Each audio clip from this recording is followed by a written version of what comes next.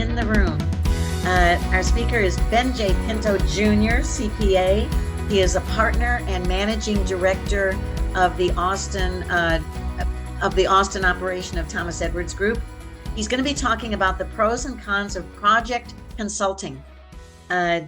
He brings 20 plus years of accounting and finance experience working with companies of various sizes and industries, including insurance, manufacturing, oil and gas, professional services, real estate, and retail.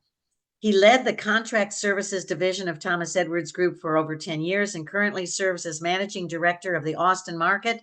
Prior to joining Thomas Edwards Group, he was a business development manager and a permanent search recruiter with a professional services firm for 12 years.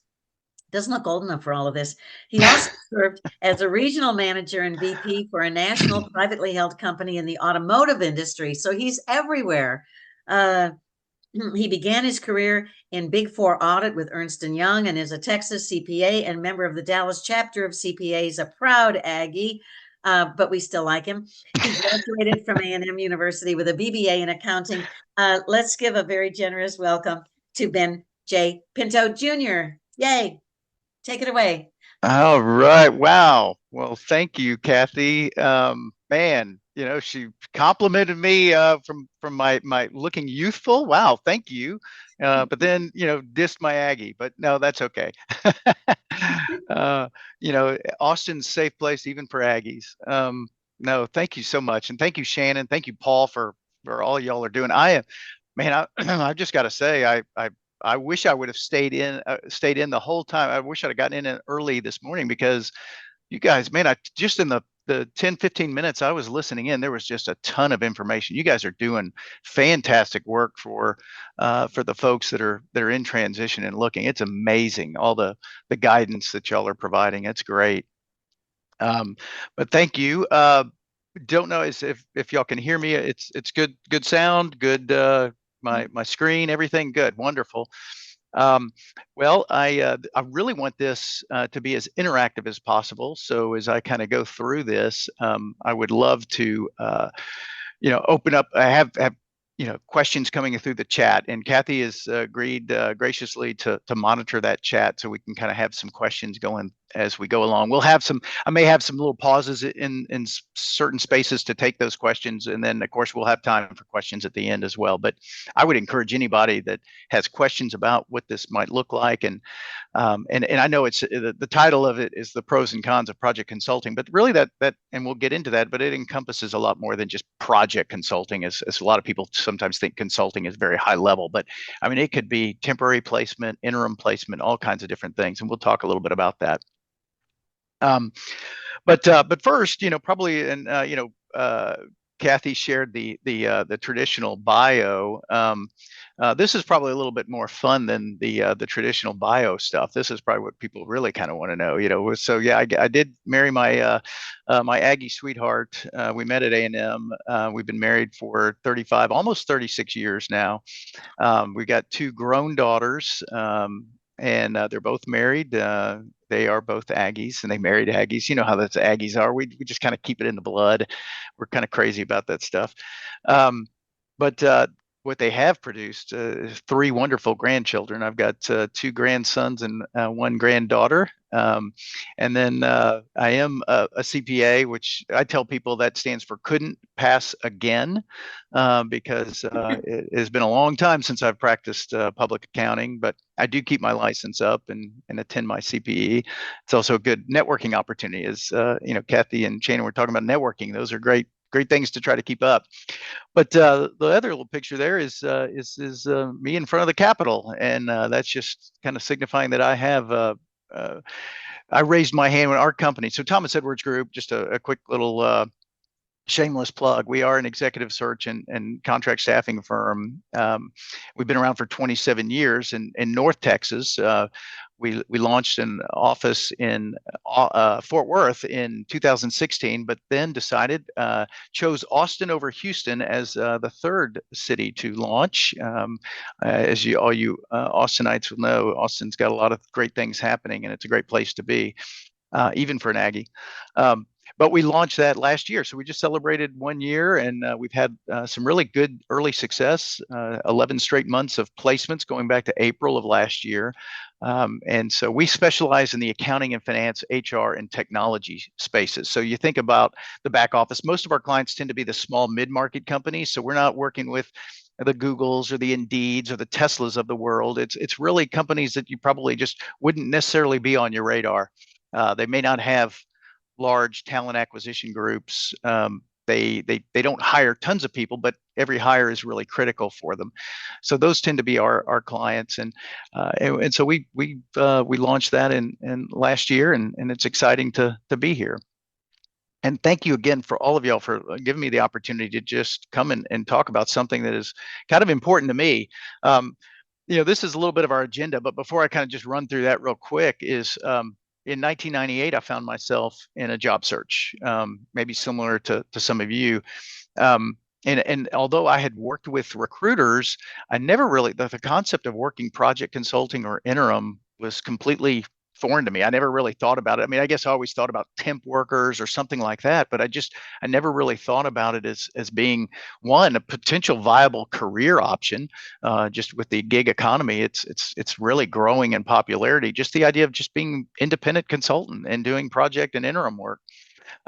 But it's also can be a great opportunity to kind of weather the storm, just kind of during a transition and stay busy. And we'll talk about the benefits of that and some of the concerns. But that's really kind of what we want to do is I want to make you aware of some things, and you may already be aware. In fact, I think one of the things, again, this really can be broken up into three parts. It's really kind of understanding what project consulting and interim is and the benefits and the concerns of it. But then also, okay, how does one locate it? How do we price it? What are companies looking for? Kind of making yourself marketable for these things and working with different firms. And then the final part is really just a market update and an opportunity to address some questions. So with that, let's kind of jump right in. I'll kind of start with really project consulting. That can be the way I kind of really break these up. And again, if you have any questions throughout this, just please put them in the chat, and Kathy will make sure we get to them. Project consulting, it tends to be more of thought leadership, deliverables. You think of the more of the consulting type of world where you've got specific methodologies. You've got defined deliverables and timelines, that sort of thing. It could be fixed fee, it could be hourly type of rate.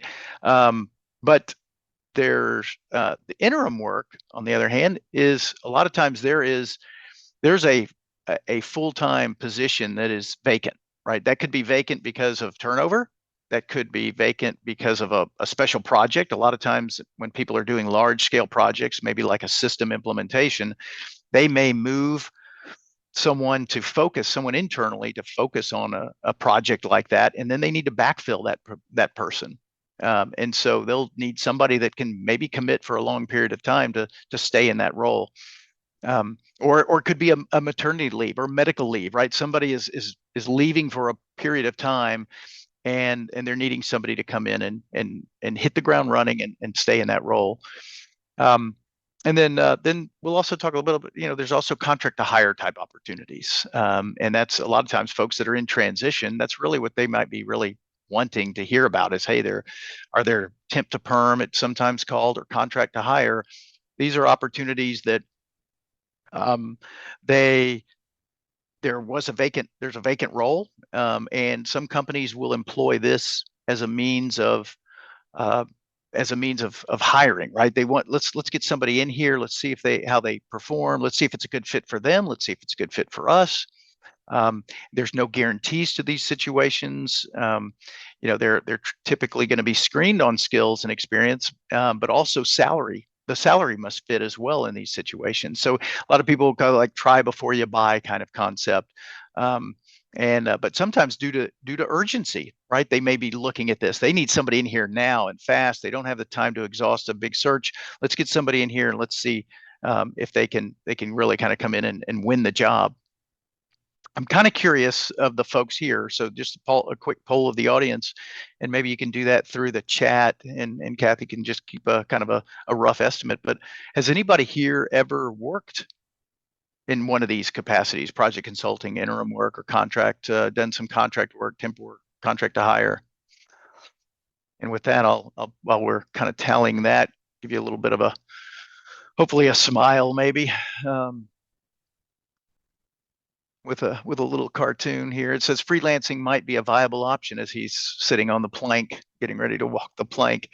A lot of folks don't necessarily want to do this, but a growing number of people are actually choosing it. Kathy, have we had some folks that have done it? You're on mute. We have a yes. We have a yes. I did 2 years at PwC. I did consulting for a startup. I would love to do it again. It's great. So that's only three. Three. Okay. So maybe not. Yeah. Yeah. Well, it's good. It's it just Oh, it's one always says I'm looking for a contract job to support cloud tech partners. Um, excellent. so one person says, yes, I had three. Two of the three didn't continue, but the third lasted 11 years as a Wow. permanent. Yeah, Wow, how's that? Yeah, that's what I tease people to talk about, some people call it, oh, a temporary assignment. Well, that sounds pretty permanent. I know permanent jobs that haven't lasted that long. So that's so right. it's definitely growing in popularity. There's a lot of reasons to consider doing um, project consulting or interim work. I mean, as far as the benefits, I mean, right? If you're in transition, I mean, cash flow. I mean, right? I mean, everybody has cash needs. We're trying to put food on the table, provide for our families. Um, and so that's a certainly a real benefit is it does give you the opportunity to generate some cash flow. Um, there's the opportunity kind of for fresh and new experiences in learning. You might from that standpoint, there's sometimes there's some flexibility because a lot of times in project or interim work, speed is so important. There's a vacancy. They're trying to get somebody in there quickly. They may not be screening quite as tightly on the requirements.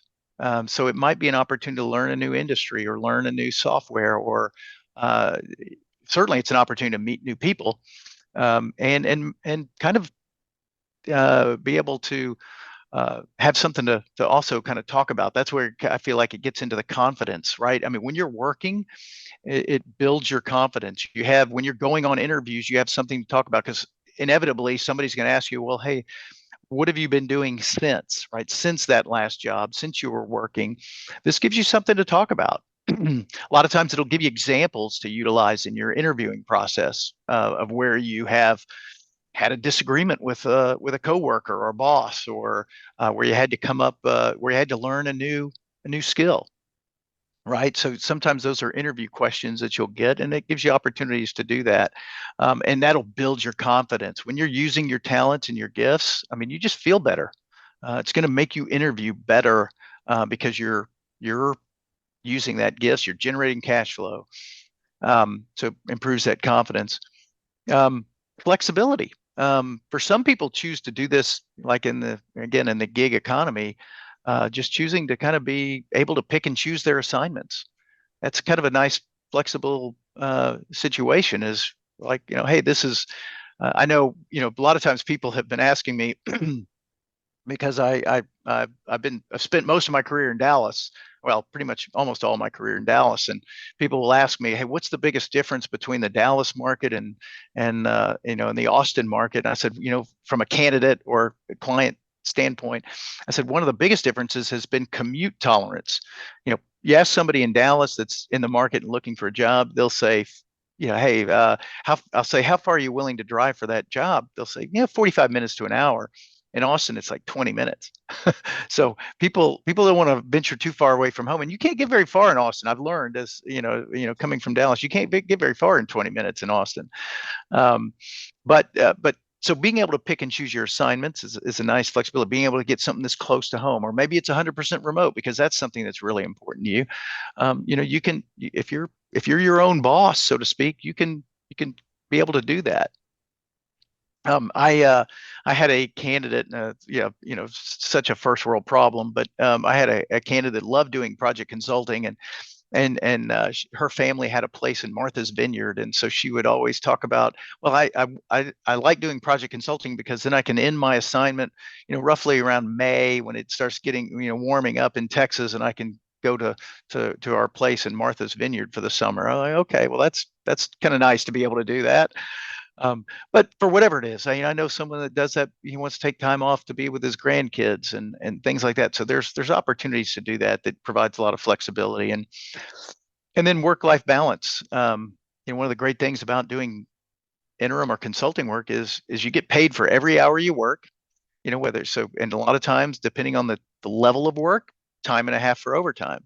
And because of that, though, a lot of people don't want to pay overtime. So if you've been in a jobs where you're working 50, 60 hours a week, and all of a sudden you're doing some project or interim work, they probably, if at least if they're going to pay you for overtime, you're going to get paid for that overtime.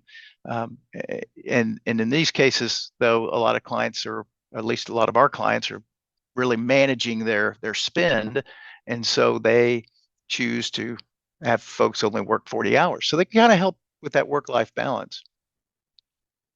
Um, and then less politics, right? I mean, when you're on a team of as an employee, you generally are much closer and involved intimately with the bureaucracy that comes with being a part of an organization sometimes, and this kind of keeps you a little bit distance from that, and so you don't generally have to be a big part of all of those. You generally don't have supervisory responsibilities. A lot of times, folks that are doing this, they may have had people that they were managing and leading, and a lot of times in these types of roles, they don't want a contractor or a consultant actually directly managing team members. So it kind of gives you the opportunity to just be an individual contributor, which for some people is exactly what they're looking for. Kathy, are we seeing any questions so far? Oh, you're on mute. The only questions were about benefits, that usually you don't get any benefits. Some people have said that benefits were available for purchase. In one case, somebody said that their contract company did pay their benefits. Some people said that Yeah.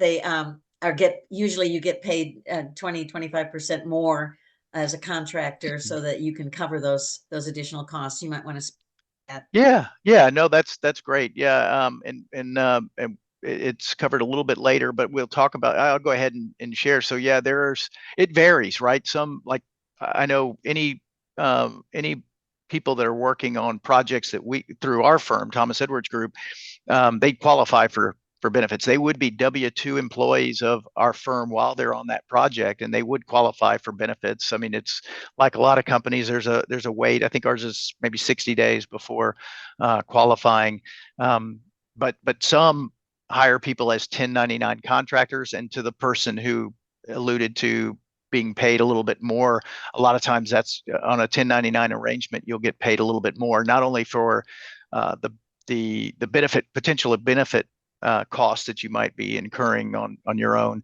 but also the self-employment taxes that you would have to cover as well. So it gives you the opportunity to kind of pay those. But yeah, it'll vary from company to company. Some companies offer those benefits, some don't.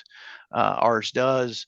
But yeah, that's a great point. And it, again, we offer 401k as well for our folks that are working on projects. Again, it takes some qualification, and you have to be kind of employed during an enrollment period. We have two enrollments on our 401k, two enrollment dates a year. So, but again, those can vary, but those are great and excellent points. Another little smile, hopefully, but this is Consultants Anonymous. Just kind of says, hi, my name's Al, and I'm not really sure what I do. Sometimes says consulting work, they can be a little ambiguous, but so, talk about some of the concerns of project consulting and interim work. it does impact your job search. One of the things I'm always very mindful of is trying to find out where people are in their job search, and kind of what um, their financial situation is, right? If you have been if you've got a severance package and you've been somewhere a long time, maybe you got a severance package and you haven't been in the job a job seeker in a long time.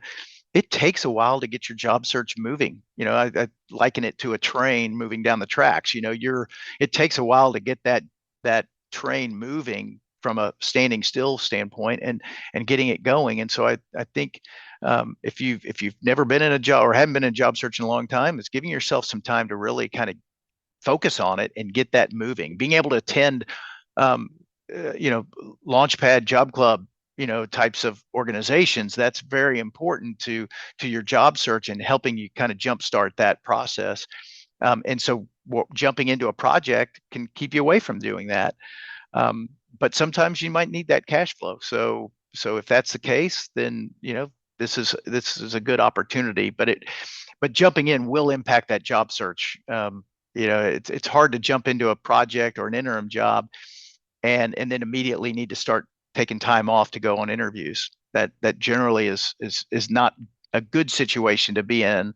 Sometimes it varies again from client to client, as they sometimes know, hey, that you're in a job search, so we got to be a little bit flexible here. But I think it's something to kind of be mindful of, that if you're wanting to get off to a good start, right? You're trying to please that, especially if well, I would argue that it could be contract to hire, but even if it's not promoted as contract to hire, they're watching you, right? It is contract to hire. So anyway, we've had numerous projects and contract interim assignments that were not contract to hire turn into contract to hire just because they really liked each other and it was just a good fit. Um, so anyway, so just as you're kind of thinking about doing this, I think it is important to say, what sort of runway do you have in your search? Did you get a severance package? What's your cash flow needs? All those kinds of things before jumping in. Um, if you're choosing to, as the possibility of doing this as a career, well, then downtime is something that you would need to be concerned about, because you will have time between projects. You don't always, oftentimes, immediately jump from one project to the next. And so I know there were a few folks that shared that they had done some project work. They might be able to speak to that or from experience, but I think that's definitely the case. Is that you do experience some downtime. I would tell you that another one seems to always come along, but you just never know exactly when. Um, and so that can create some stress. And I always want people to kind of be aware of that so they're just not surprised by it. Because when you're working, it's hard to be networking, quite frankly. And so a lot of times these projects and other opportunities come up through your networking. Uncertain ending of an assignment. Sometimes those are performance related, but oftentimes it's not, right? It's just because budget cut, or they're getting to the end of the year and they're trying to eliminate some costs, and unfortunately consultants and contractors are an easy switch to turn. So sometimes they're the first ones to be cut when things get a little bit tight. However, my experience over 25 years has also been that a lot of times those cuts cut too deep and they end up bringing people back on a contract basis because the work still needs to get done. So that's sometimes what happens. But you just never know when an assignment might end. And I just, again, want people to know that going into it. Dealing with multiple firms can be a bit of a challenge. I know we've had situations where we had someone on a project and they're getting calls from other firms about projects and other things. And certainly if ultimately our candidate is looking for a permanent job, then we embrace and encourage them to be able to get that permanent job. And we just ask for a 2-week notice, if just like any other kind of generally professional courtesy. But a lot of times other firms will challenge you and kind of really kind of push the envelope with your ethics and challenge you to, hey, you know what, this is a permanent job, and if you don't take it, they're going to go with somebody else. And our goal is to always try to, and we'll talk a little bit about that, but communicate about that if that's something that's happening. But I just think there is some unfavorable practices that sometimes take place in dealing with multiple firms, but it can also be really good. It's important to. I would tell you, you should be registered with other firms. You just need to make sure that you're working with firms that that want you to be able to do the right thing, and are really wanting what's best for you, as well as their clients. But what there's usually a good compromise in there that can be had between those. Um, and then matching skills to the project needs. I think that's always a concern. Is whereas I mentioned one of the benefits might be learning a new skill or fresh experience. Sometimes projects need people to step in really quickly and hit the ground running, and so they may not be as flexible with that dated QuickBooks experience, or that dated those dated Excel skills, or maybe more basic Excel skills than more intermediate or advanced. And so having those skills could become a little bit of a challenge if you're not really hitting the ground running. I think there's the flexibility that comes with projects makes it again an easier switch to flip when looking to cut costs and or find the right fit.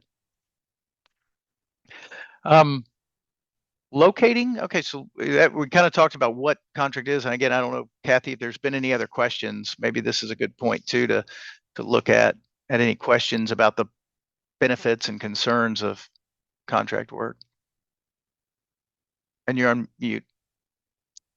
I have a concern a little bit, or something that you should mention, and that is if you if you're drawing unemployment compensation and you take a contract job, keep in mind you'll probably make more money, so you'll still be filing your claim for unemployment, but you'll be making so much money that you won't receive anything from unemployment.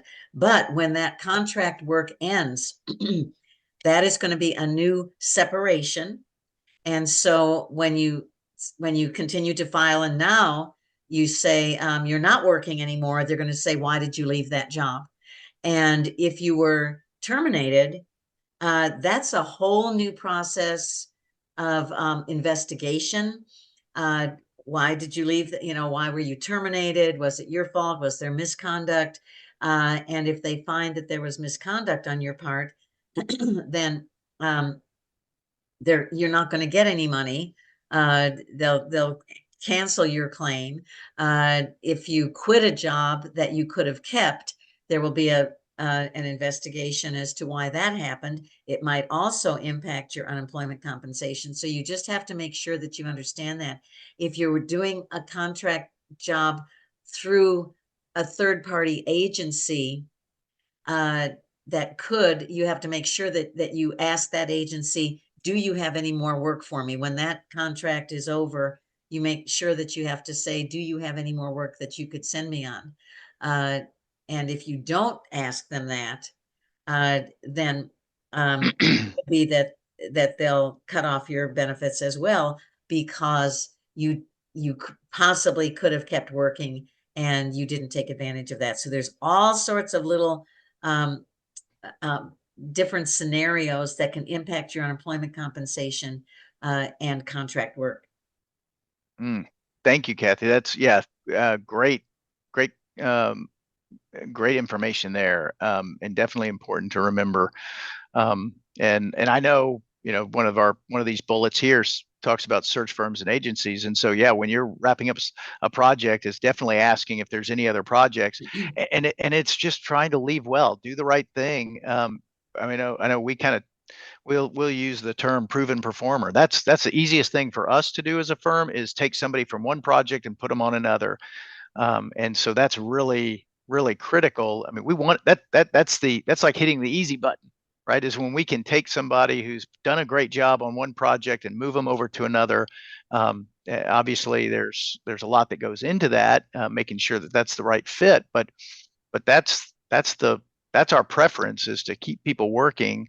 And we've been fortunate enough to have a lot of those folks that have really maybe started off doing this as a stopgap while they're conducting their search, only to find out that, hey, I can stay as busy as I want to be, and this is great. I can pick and choose assignments, and yeah, they got to experience a little bit of downtime, but it's a good point. And so yeah, so leaving well doesn't necessarily mean if you can go into a project knowing that, hey, my experience may not be uh, the ideal, but they're willing to take a chance on me. I'm willing to take a chance on them. It ends with, hey, you're just not the right fit. That's not termination in our mind. That's an end of an assignment, but it wasn't because of anything you did or didn't do. So I appreciate you sharing that, Kathy. So locating and pricing project interim work. Networking, as I kind of tuned in a little bit later, I heard a lot of talk about networking, and that's really important. 85% of jobs get landed through network, and so that's critical. Is that you be working with organizations like Launchpad Job Club, um, other maybe in your specific technical areas, specializations. So like if you're an accountant, well, then there's accounting organizations. If you're in HR, there are HR like SHRM and other organizations. So I think participating in those, one, you're getting great content in a lot of these networking events, but you're also getting to meet some other people. And I always encourage people, don't feel like you got to meet everybody in the room. I mean, if you can walk into a room for live events, you walk into a room of 100 people, it's more critical that 5 people know who you are, what you're looking for, and you can help them and they can help you, versus just having 100 business cards. I mean, it's more about getting to know people and them getting to know you. So I kind of try to help people just say, hey, manage your expectations. Don't feel like you got to work the whole room, but definitely work the people that you get to meet and connect with.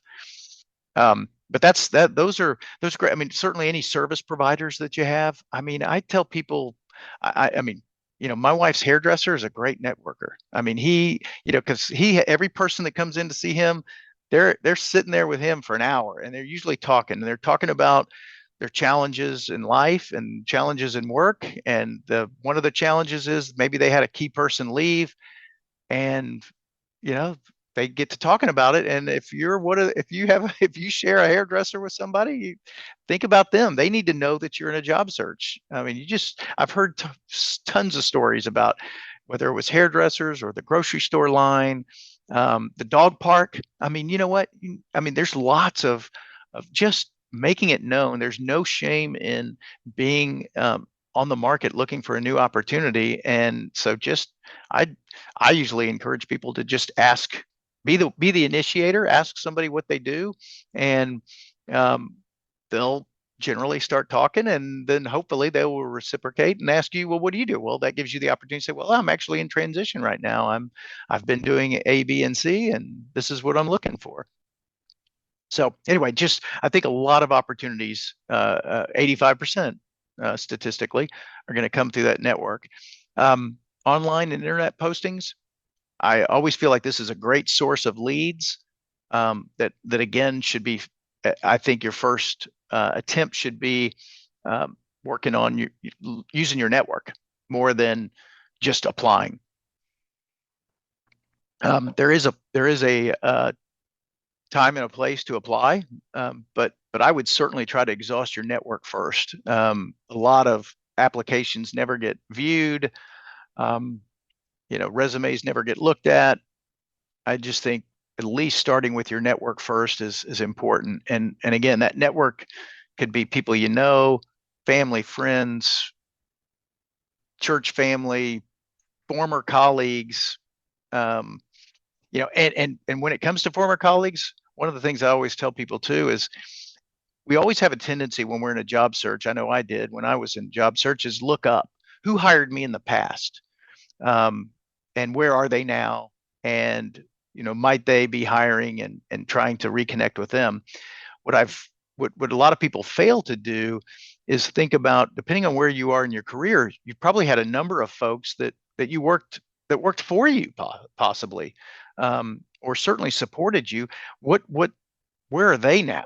we don't have a tendency to look down and side to side as much as we always tend to look up. And so looking down at your network and building that out and making sure you're looking at that, just going through LinkedIn, a name pops in your head and you go look them up on LinkedIn and connect with them and find out that they're working for a company that maybe has one of those internet postings. And so I think that's really important is looking at those internet postings and online postings, but using your network first, and then applying if you don't really have anyone that is connected. There's a lot of project consulting firms out there that might be in your area of expertise. Do you know who they are? Certainly looking at those and trying to connect with people there. I mean, you tend to think about a lot of service providers, bankers, lawyers. Um, they tend to know a lot of people, a lot of businesses. Um, those could be good opportunities, and so you think about some of the firms out there that might have multiple connections. So when you're talking with an attorney, you're potentially tapping into somebody who has has the pulse of several organizations versus just one. And that's the way it is with search firms and agencies as well. Knowing firms in your space, a lot of them specialize in areas, whether it's banking or administrative work or warehouse work, whatever it happens to be. There tend to be firms that specialize in those areas, and so you definitely want to know people who are in that space, in your space, and then certainly maybe some general ones as well. But they know what projects are going on, and as Kathy alluded to, that when you wrap up that project, that's the first place you go is somebody you've worked with before, and calling them, hey, is there any work?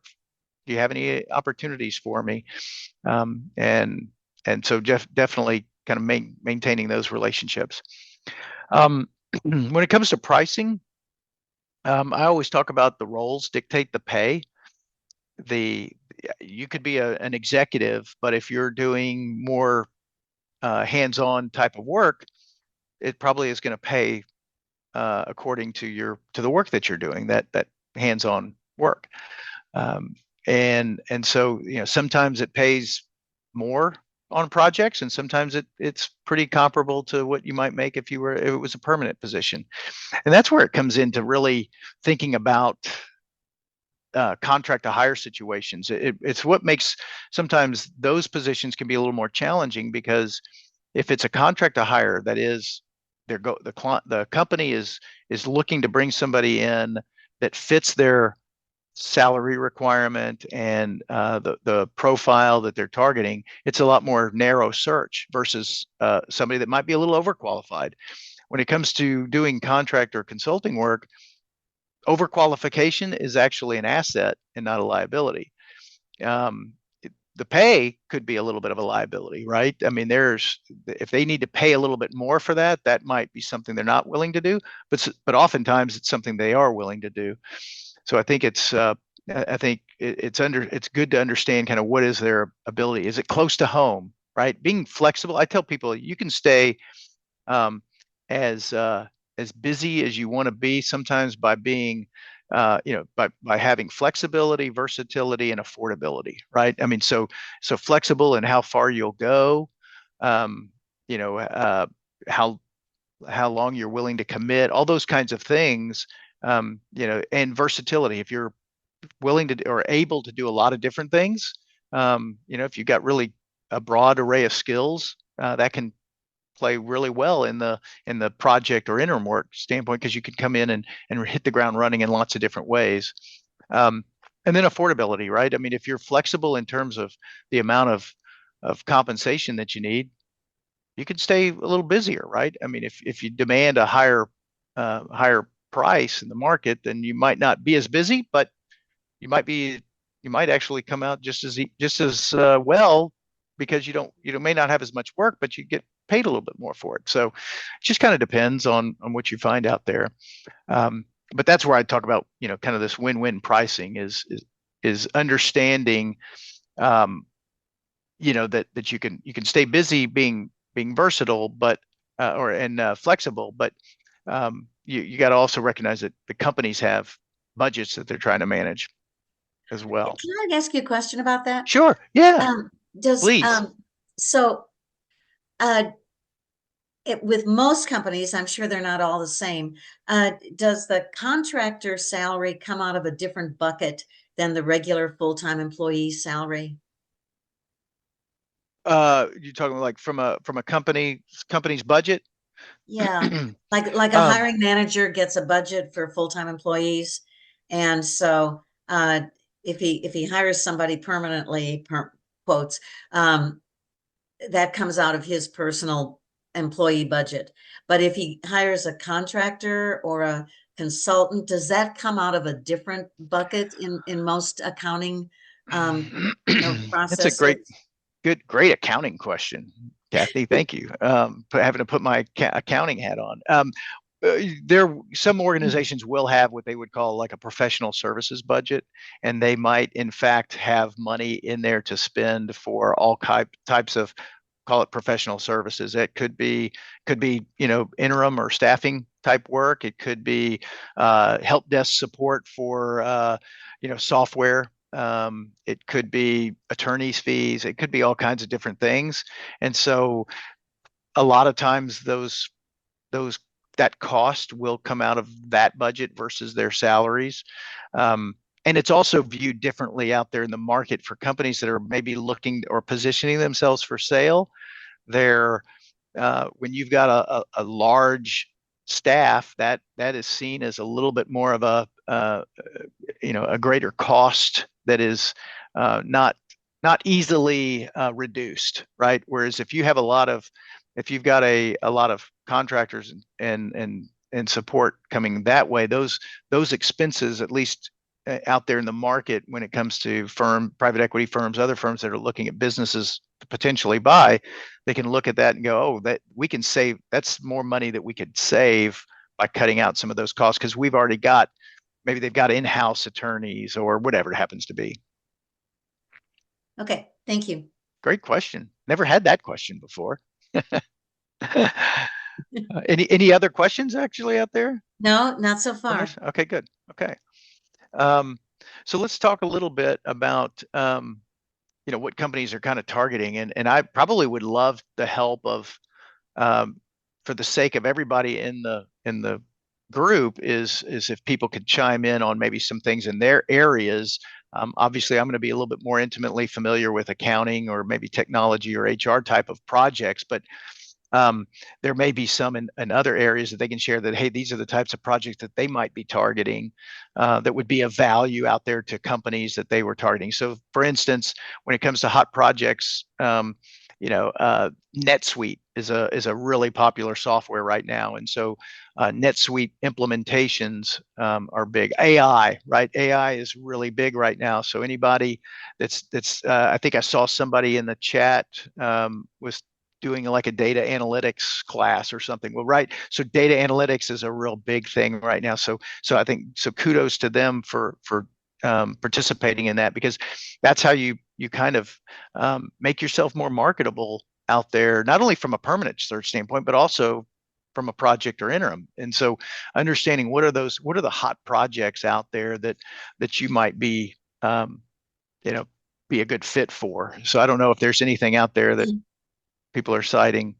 Somebody mentioned product launches, uh, Hmm. and certainly software implementations and installation and all of that sort of stuff is huge. Are there specific products that they're seeing a lot of? I'm curious, or are they just talking products in general, having that ability? Cybersecurity. Cybersecurity, great, yeah, and anything with security in the security space right now is just going to continue to grow. Nothing else That's has been mentioned yet, but Yeah. I'll holler at you if Oh, they that's good. show That's up. good. On the accounting side, you've got stuff like revenue recognition is really big right now, because you got a lot of these contracts that have just various uh, points of recognition that you can recognize certain revenue streams and things like that. So and leases have always really been a big thing, dealing with leases. Um, Technical expertise, so that gets more into the specific softwares, or perhaps You think of an attorney that might have a specialization. So some of those kinds of things can be important, right? I mean, I talked on one hand, I know I feel like I'm talking out of two sides of my mouth. The one, I'm talking about versatility being really helpful, but technical expertise can also be very valuable, because if you're one of a few people that can do something, well then there people are going to be looking for you, and so that can be really helpful as well. So if you think about some of the technical expertise, like the analytics or NetSuite specific software experience, versus kind of just general implementation experience, might be beneficial. Industries, so industries can vary, right, depending on things, what's going on in markets, right? So tech has maybe been a little bit softer lately with a lot of the layoffs and less people investing in a lot of technology. Although I still feel like there's just I mean, let me be of encouragement. I think there's just a lot of pent up demand out there, and money that is parked on the side that is waiting to be deployed. So I'm optimistic about this year. It may be later this quarter or early second quarter that I feel like we'll start seeing some of it. But unemployment is still low. We'll have some graphs about that. But I think in industries, construction is still going pretty strong. I mean, you're fortunate, in Austin, there's a lot of government, and government spending is going on. The not-for-profit space still seems to be pretty hot. So as you think about a lot of family offices, and in particular in Austin, there seems to be a lot of family office environments. So you think about some of those type of organizations and industries, it could be real helpful to have that experience. And then the software is, when it comes to project, people want somebody that can hit the ground running, and oftentimes that's the two keys to that is having the right industry experience, because then the vocabulary, right? If you've been in the tech space or real estate or manufacturing, you understand the language, the vocabulary that maybe these organizations are using, so you can kind of come in and understand what they're talking about, versus having to learn a new industry. And then the software, right? If they're running a SAP ERP system or Oracle, and you've got that experience, that just helps you above the other candidates that might not have that experience. So this is really, those become really key in landing work. We do have a question that somebody's asking about the services that your company offers, Uh-huh. and they said, does Thomas Edwards Group offer recruiting for job seekers in other states? That this person has several peers who got laid off, for example, in Colorado, who might be interested in connecting with your firm. Always happy to connect with just about anybody. I tell people I'm just looking to connect with good people and nice people. So if I can help them, I would say our firm in particular is probably not so much the best fit, because we don't tend to work jobs remotely, if that makes sense. So we are what we call a city market. So we want to build relationships with not only our clients but with our candidates as well, and that's harder to do remotely. Can it be done? Absolutely, but we'd much rather at some point we can do a Zoom interview just like anybody can, but ultimately, if we're really going to build a relationship with our clients and candidates, we want to be able to break bread with them. We want to be able to share a cup of coffee, get to know them, understand them, and it helps us as we're working with our clients. The fact that we know our candidates so well, we know that this is a great fit, personality wise, culture wise. This is what we just have a greater level of assurance that this is a good match, if that makes sense. So we don't tend to now.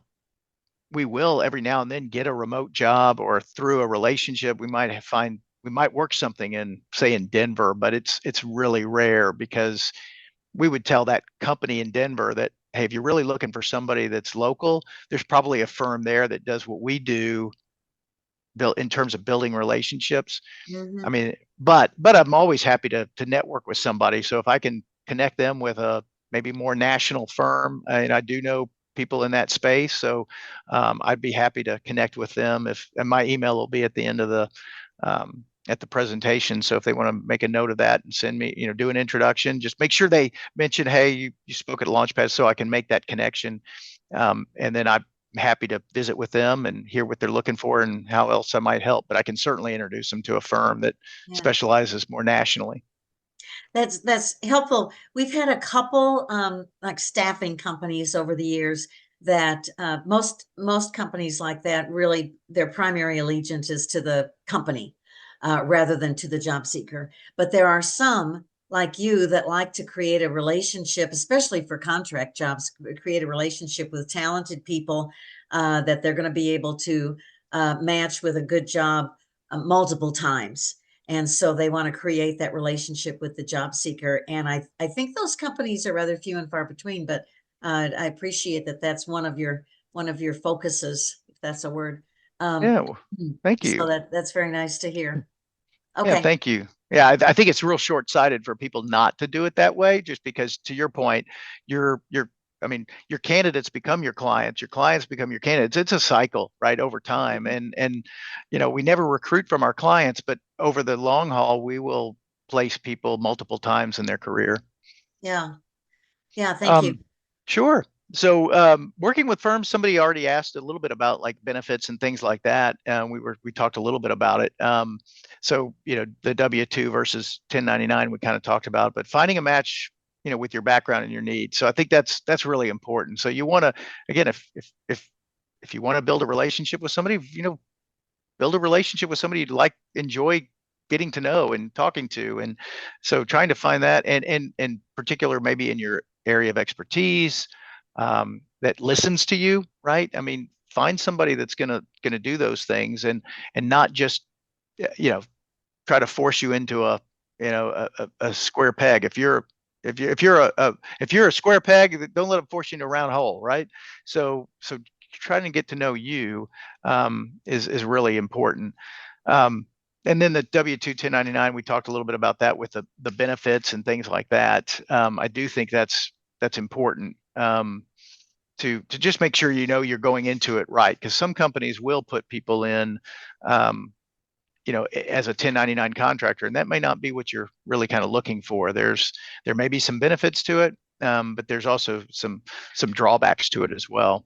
Um, Generally, 1099, you should be able to, uh, you may have your own practice, and so you might have multiple clients. You might have those type of things. There are certain labor rules. Department of Labor has certain rules around this that I feel like a lot of people probably don't comply with, and that's one of the reasons we treat all of our contractors as W-2 employees, because they generally are only working on one project at a time. Um, they're uh, they're not determining when they show up for work necessarily. I mean, there's some flexibility a lot of times, but for the most part, they're really, for lack of a better terms, employees. Um, the commitment's important. This goes back to really kind of trying to make sure you're having a good relationship with the firm you're working with, and vice versa. Both sides should be communicating with each other.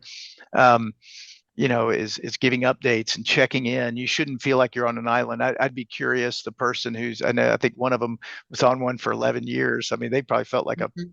permanent employee more than they felt like a contractor. But maybe the one that was, I think somebody said maybe 2 years. If they were getting regular check-ins from their, from their a firm, if they were working through one, they might have been working it on their own. But I think it's important to just be communicating, with each other, and in terms of the commitment. I mean, not every project requires a commitment. Some will, like, you take an example like a maternity leave or a medical leave. Generally, those are kind of defined timelines, and so, and they, a lot of times they'll bring somebody in early, like, maybe a month early, to transition with the outgoing employee, so they can function for maybe 3 months, and then they may even have a little bit of a transition on the back end. So they may be looking for a 5 month commitment, and that's not completely uncommon. And so sometimes there's a commitment, and it makes sense. And if you can't honor that commitment, I think it's best to just share that with them. And maybe there's another opportunity, rather than go in and then have to leave in the middle of it, and that Mhm. really puts everybody in a bind.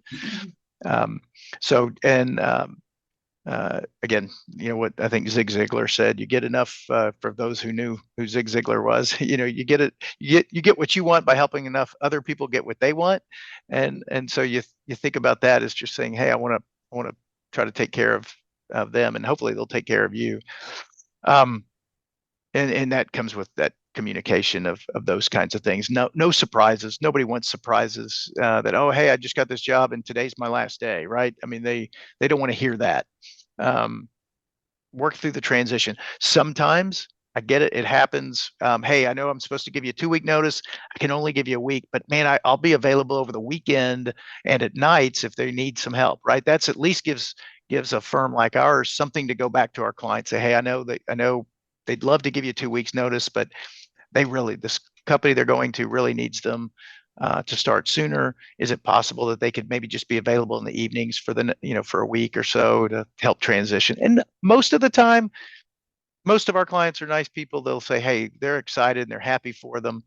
That's great. I appreciate that offer, and we'll call them if we need them, but I don't expect that to happen. So let me just clarify this. You have some people that work for you.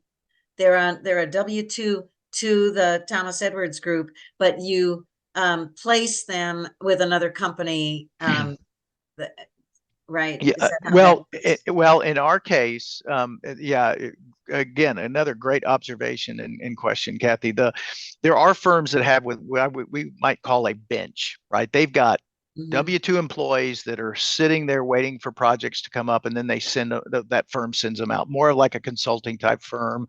But there are, even maybe call them a little bit, some of them would even consider themselves staffing firms, but they've got this bench. Our model is not a bench. We have what I would refer to as a virtual bench. But nonetheless, when they are going on to a project, they would be a W-2 employee of our firm while they're on that assignment. So to your point, once that assignment ends, then they're back in there and hopefully collecting some unemployment until the next project. Well, hopefully we just take them from that project and put them on another one. That's the ideal, and that's what we would prefer doing. But not always the case. And so in that case, they end well. They go back into collecting some unemployment, or again, we would be encouraging them. Hey, there's some other firms out there you can be networking with as well. Yeah. Yeah, we have a few firms here in Austin that have adopted that model. They used to be just sort of staffing firms that would do long terms, temp to perm or whatever. But now they have the model where they work for the staffing company, so to Mm-hmm. speak, but they work from home, say, but they really work for Price Waterhouse, or they work for a major company, but they're Sure. paid for by the staffing company.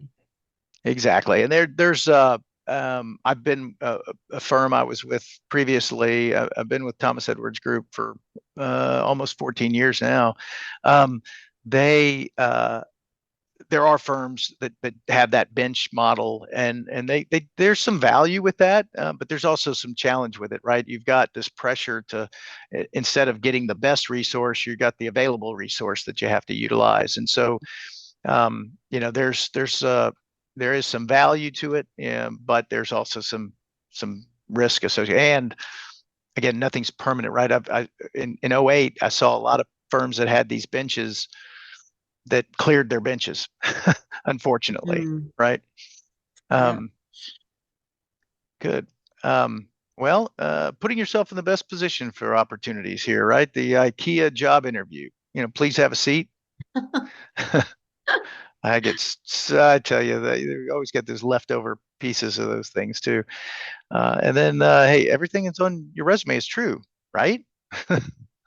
Um, so just we're kind of coming up on our hour, and I want to be sensitive to time, but let's go through these because I do think some of the stuff we probably have talked about, some, but um, resume is important, right? Having a good resume, and I'm sure everybody's gotten some good. I tell people everybody looks at a resume will have opinions and have suggestions, and if you do everything everybody ever tells you, you'll never finish your resume. So I tell people if you're getting interviews, you probably don't have a resume problem. Um, if you're not getting interviews, you might have a resume problem. But I definitely think when it comes to a resume, things that are um, I always recommend having kind of a professional summary at the top, kind of a highlight and, of who you are and what you're targeting. It really kind of your skills and experience that match what you're targeting, if that makes sense. A lot of people will glance at a resume. It might get 10 seconds of view sometimes, and um, I say your resume is kind of like a movie, and the first 3 inches is your trailer, and if you capture their attention in the trailer in that first 3 inches, they're liable to either just put you in the yes pile real quickly, or put you in the no pile real quickly, and maybe there's a maybe file, but they're looking at that that summary, and they might use it almost like a table of contents. They want to see, oh, you've got this implementation experience. Where did you do it? They might go back and look at other pages, maybe a page 2 item. It's really depending on how long somebody's been in their career. I think a 2 page is ideal if they've been in their career longer than, say, 5 years, or multiple. It really deals more with the jobs, but multiple jobs. I think there's just value in having that summary up at the top. Um, but if you got a 3 page resume, which is okay, you just got to make sure you got a good summary, because anything on page 2 or 3, if it's worthy of that next opportunity, can be in that summary. And I'm sure y'all have had plenty of opportunities to talk about those kinds of things. Same way with interviewing skills. I heard you talking about when I came into some of the workshops and things. There's some really good stuff out there to help people in their interviews. I think that those are important to putting yourself in the best position, because um, not every project gets an interview. I mean, sometimes they just hire based off a resume. So that's something to keep in mind because of the flexibility. But having energy and interest, showing energy and interest in an interview, even if it's a virtual interview, is so important. People want to, smiling, just smiling helps a ton, right? I mean, I forget the numbers on it or the exact phrase, but when you smile at somebody, it's as if they feel your happiness a little bit. And so I think that's really important to smile frequently during an interview. And is so important. Conversational, make it conversational. It ought to be back and forth with good questions from you, answering their questions, having a couple of stories around each bullet in your resume. Now, those could be the same stories for different bullets, but kind of having some stories that kind of address why that's on your resume, that project or that statistic, right? Numbers and percentages draw the eye more so than just words, and so, or in a sea of words, at least they stand out. So I think having some percentages and numbers can be real helpful where they can where it makes sense. I talked about versatility and expertise, so you can kind of highlight those things. Um, the professionalism, a little bit more about the energy. We talked about that in an interview, but just being professional, getting along with others. I tell people what most companies are looking for are the kindergarten qualities. Do you play well with others? Do you share? um, you know, uh, I think those are really key. Um, and reputation is really important, right? Austin's a big city, but a small town. And so um, chances are, everyone's probably just a 1 or 2 degrees of separation from each other. And you never know when things kind of come back around, good things. And unfortunately, maybe not so good things. So trying to maintain that reputation is really critical. And that's just kind of doing what you say you're going to do and treating others kindly. And again, the kind of the softer stuff. The virtual interviews and work from home capabilities, I think those are, obviously that's something I've added to this presentation in the last almost 4 years. Wow, kind of hard to believe. Is just that was not something we saw a lot of, like, at least not with our clients. In fact, when the pandemic hit, I think 30% of our business just stopped. I mean, contractors were sent home, and um, the idea that they could work remotely just didn't occur to our clients. They came around Labor Day. We started seeing that thing, the contract opportunities pick up, but perm started picking up around May. But virtual interviews became really important. I mean, having a nice background, having good work from home capabilities, good internet, all of those things. And so making sure you have that and asking for feedback and opinions on it is, I think, separates you as well. So real quick, just to, as far as with the market, I'll share a few graphs and then we can kind of get to some questions. But I think these graphs are just kind of interesting, if nothing else. So this is the civilian unemployment rate. We all see this and we've heard about this, that it's still below 4%. So it just kind of shows that this is going back to 2004, so roughly 20 years of the unemployment rate. See, in 08 and 09 it went up, and then of course the pandemic, so you could see some dramatic shifts there. But all in all, it's really been declining, since the Great Recession, as I think we called it. This is something I think most people have heard too, but is kind of interesting, is the number of unemployed persons per job opening. We're still below. Basically, we still have more jobs than we have people that want them.